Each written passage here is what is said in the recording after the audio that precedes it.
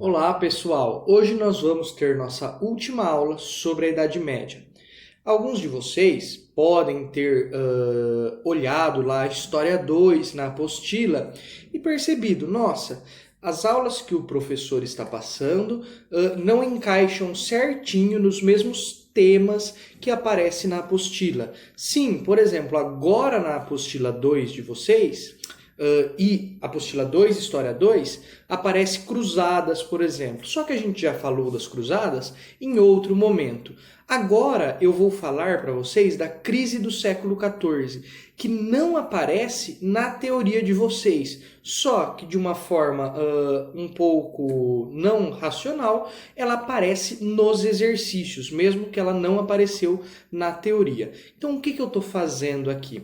Eu estou seguindo uma estrutura de aulas semelhante à que eu daria com o livro, com o livro didático, conforme é o costume dos temas que nós passamos para o primeiro ano do ensino médio. Porém, os exercícios da apostila são bons, então eu uso a minha estrutura de aula e daí eu aproveito alguns exercícios lá da apostila. Então, por isso, talvez você olhe, nossa, mas cruzada foi lá atrás, agora a crise do século XIV não entrou ainda.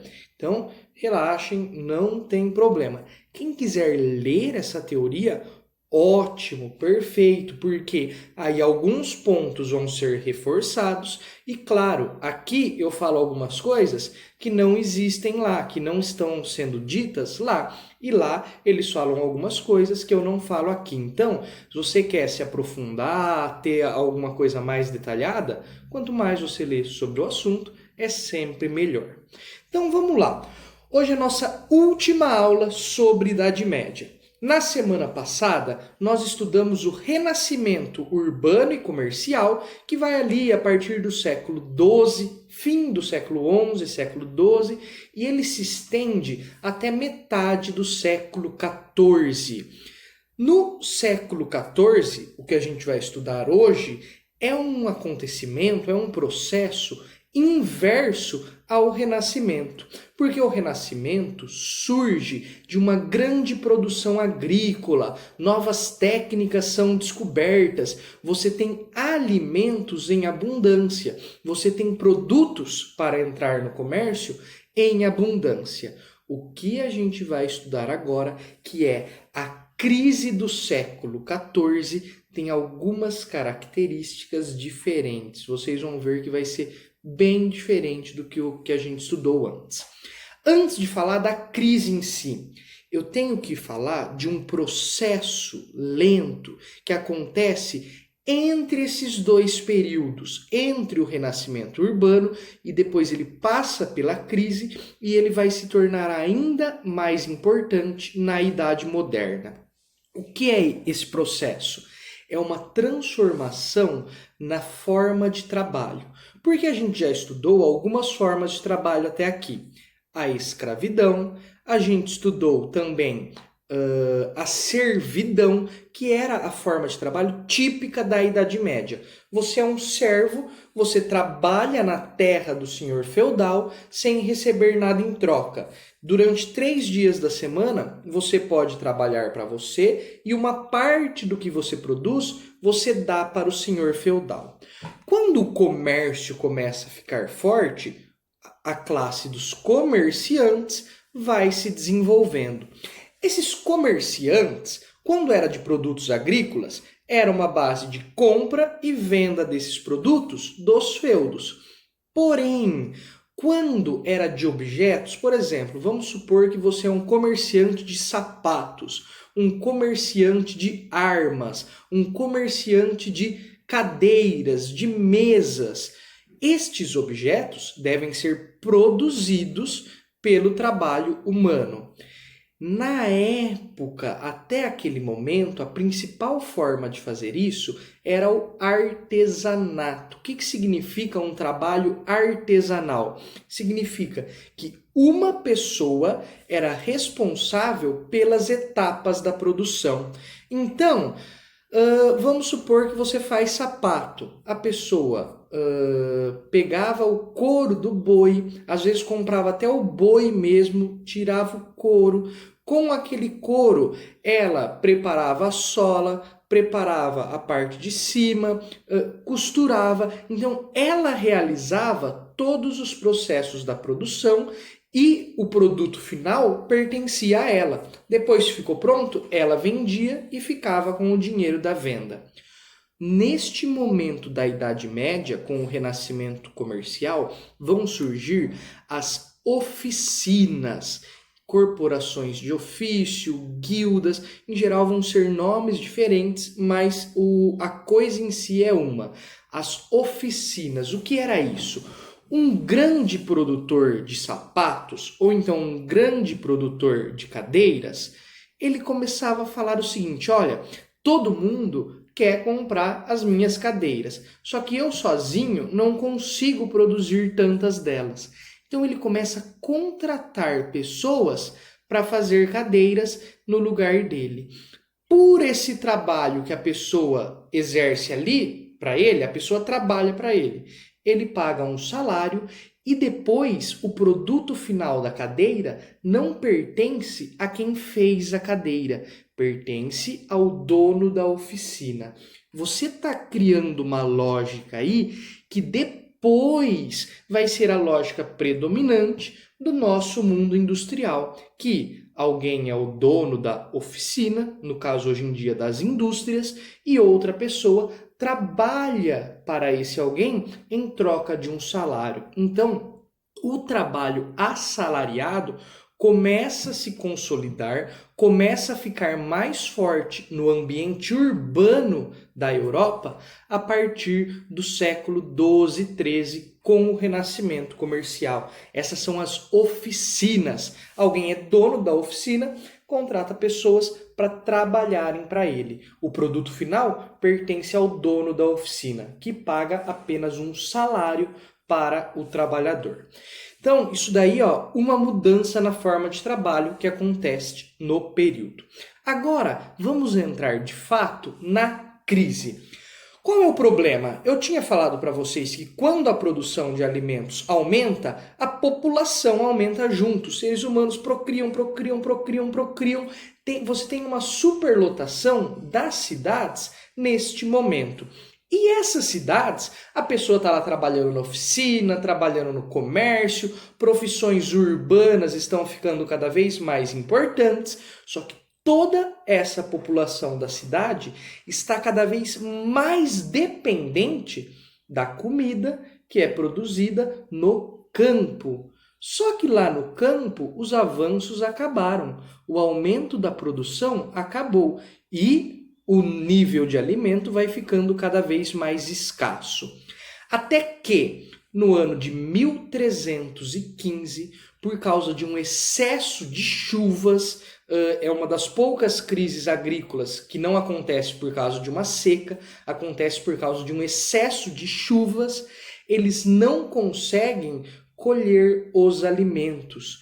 Neste momento, o preço dos alimentos sobe muito e você tem o primeiro fator da crise do século XIV, que é a Grande Fome. Entre 1315 e 1317, a fome na Europa foi generalizada. O preço dos alimentos subiu absurdamente e boa parte da população começou a ficar passando fome. Foi um caos, uma situação de desespero.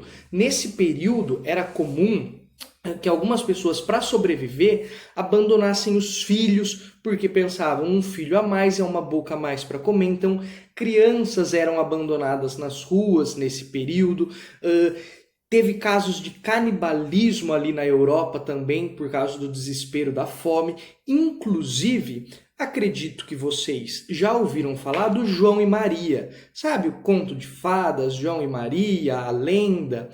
O que a gente conhece dele é um documento escrito do 19, que é dos irmãos Grimm.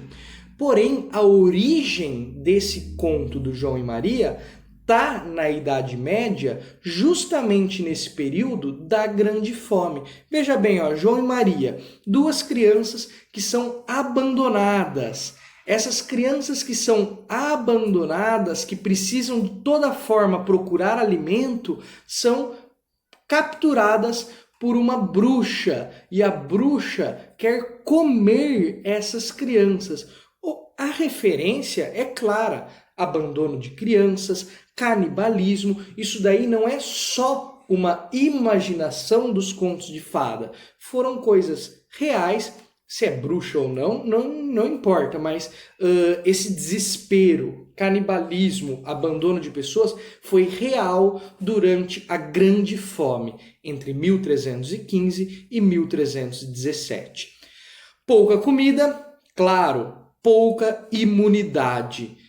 Para piorar, lotação nas cidades, higiene zero, ratos a mil. O que acontece nesse período? A Grande Peste, que também pode ser chamada de peste negra, e é um surto da peste bubônica. A peste bubônica é uma doença causada pela pulga que fica no rato. Na verdade, é causada por uma bactéria da pulga do rato e ela vai se transmitindo para as pessoas. Na época, eles achavam que a peste dava no ar, então eles usavam máscaras, eles tentavam não respirar quando tinha um doente perto, só que isso não adiantava, porque afinal quem transmitia a peste eram os ratos, a pulga dos ratos que ia junto com esses ratos. Ela foi se proliferando e 1/3 da população europeia morreu nesse período. Milhões de pessoas morreram ali na Europa. Foi uma queda demográfica drástica. Então, a crise do século XIV, o negócio é pesado. Vem primeiro uma grande fome, depois peste bubônica. E agora, para piorar, eles falaram, o mundo está acabando, vamos acabar com ele de uma vez. E aí surge a Guerra dos 100 Anos. A Guerra dos 100 Anos é uma guerra entre franceses e ingleses para dominar a região de Flandres. Se você pegar no mapa ali da Europa, França, Inglaterra, Flandres é justamente a parte da França que fica bem pertinho da Inglaterra. Eles então estavam disputando aquela região de Flandres, que era extremamente rica. O nome da guerra é Guerra dos 100 Anos. Porém, ela durou mais do que isso, ela durou aproximadamente 115, 116 anos, desde 1337 até 1453. Esse processo vai ser importante, essa guerra, porque o feudalismo vai se consumindo e vai se destruindo no meio da guerra. Por quê? Franceses e ingleses lutando, eles vão perceber que meia dúzia de senhor feudal contra meia dúzia de senhor feudal não vai ser suficiente para dominar aquela região. As pessoas vão cada vez mais se unindo, os senhores feudais vão se unindo e jurando fidelidade a um suzerano maior, que é o rei. Então, a centralização política começa durante a Guerra dos 100 Anos. Lembra que durante o feudalismo, cada senhor feudal manda no seu território? Para vencer a guerra, a figura do rei como o centro político daquela região começa a ficar mais forte novamente.